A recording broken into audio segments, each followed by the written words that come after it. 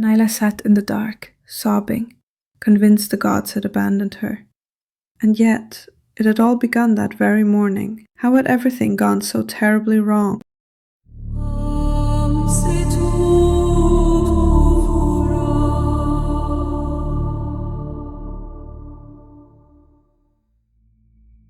At dawn, the temple of Hathor at Dendera glowed softly as painted reliefs of dancers and cow-eared Hathor watched over the quiet courtyards. In a side hall, Nayla practiced her steps.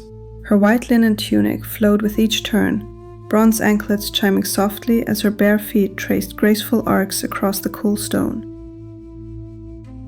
Beside her rested the sacred sistrum, its dark wooden handle worn smooth and its electrum frame etched with tiny Hathor faces.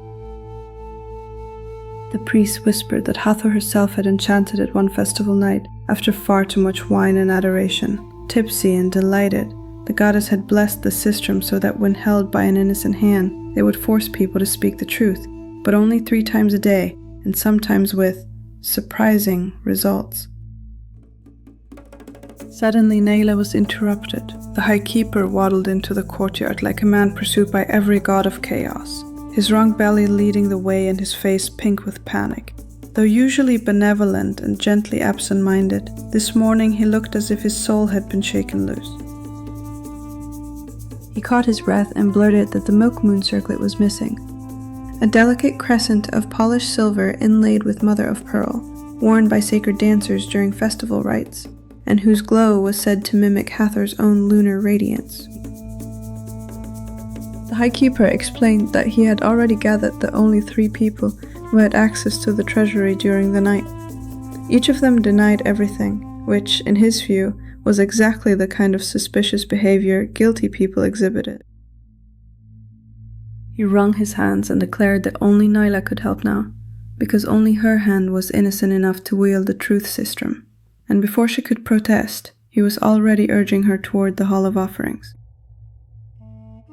The room was dim and solemn, its tall columns painted with fading scenes of Hathor receiving music and food, while incense coils drifted lazily like half-forgotten prayers.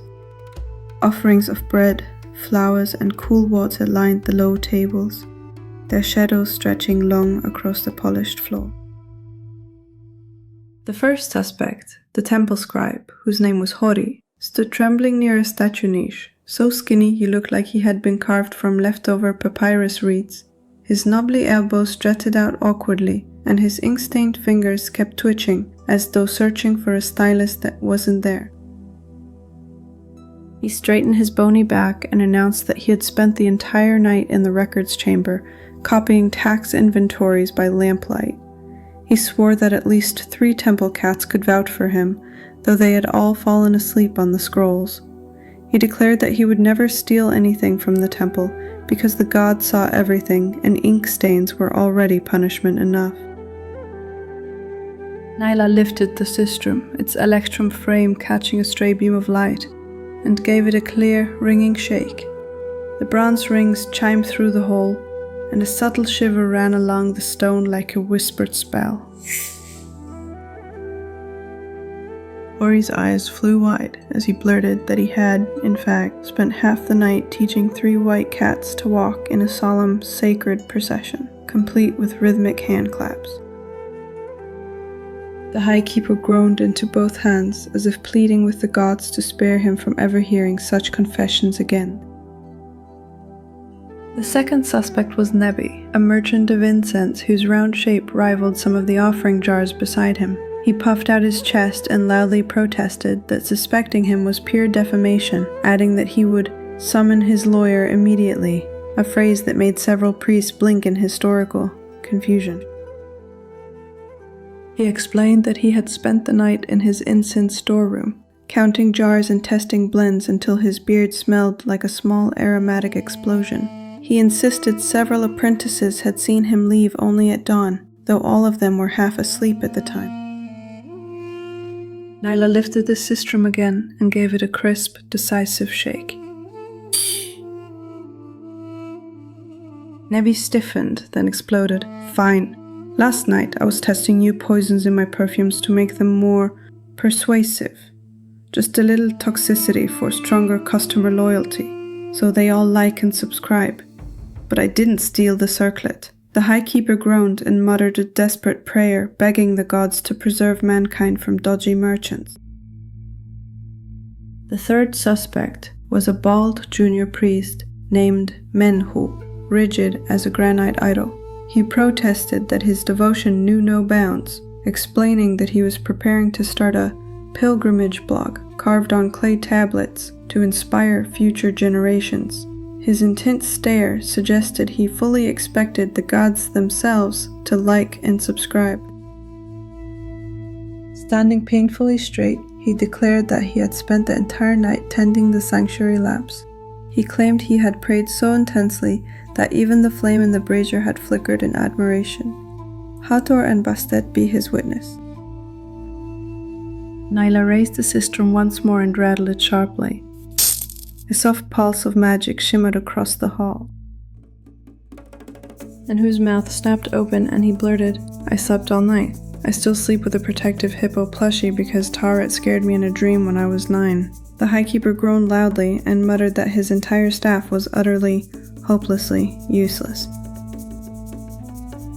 Nayla was sent away and wandered into a quiet side hall where columns muffled every sound, the air cool against her tear-warmed cheeks.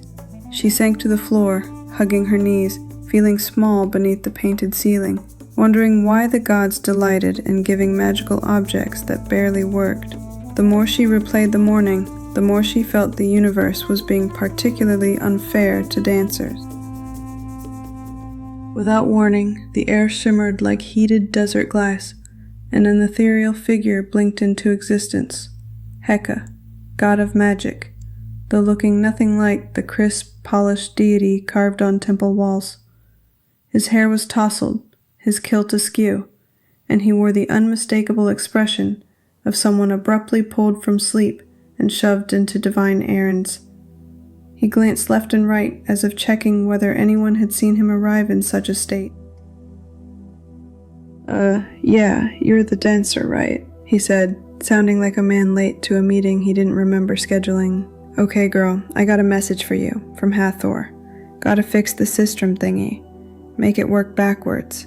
Normally I never do that, but Hathor asked, and you know nobody can refuse her anything." His mouth twitched into an involuntary, dreamy smile the moment he said the goddess's name. He waved his hands up and down in quick magical gestures that looked suspiciously improvised, sparks flickering like impatient fireflies. "Right, so the sistrum should work in reverse now. It'll make people tell a blatant lie, a big fat whopper, once a day. So use wisely, girl." His voice stretched into a fading echo as he hurried away, calling, "Gotta scoot, Hathor's calling me." "Yes, honey, I'm on my way." Nayla ran back through the painted halls, clutching the sistrum, her breath echoing against stone as she burst into the Hall of Offerings. The High Keeper was there, surrounded by a dozen worried priests and attendants, all arguing loudly about security and divine punishment. Without hesitating, Nayla flipped the sistrum upside down and gave it a sharp rattle, its bronze rings chiming with unnatural force. The High Keeper let out a sudden, panicked shout. "I absolutely did not hide the milk moon circlet behind the third column in the secret storage chamber." As everyone stared in stunned silence, the High Keeper suddenly brightened, clapping his hands together as he remembered exactly where he had hidden the circlet for safekeeping. His delight contrasted sharply with the horrified disbelief on every face around him. He waddled off to fetch it from the secret chamber behind the third column, humming proudly as though he had solved a great mystery. Everyone else exchanged long, wary looks, silently agreeing that it was probably time for the old man to consider retiring. At dusk, the temple settled into a soft golden quiet. The milk moon circlet safely returned to its shrine, where it glimmered like a captured moon.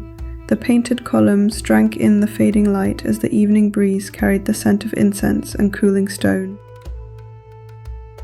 Nayla moved with quiet grace in the courtyard, her anklets chiming softly as the dusk deepened around her. She let the rhythm carry her thoughts, pondering how the gods wove their truths through mortal lives, like drifting threads of moonlight.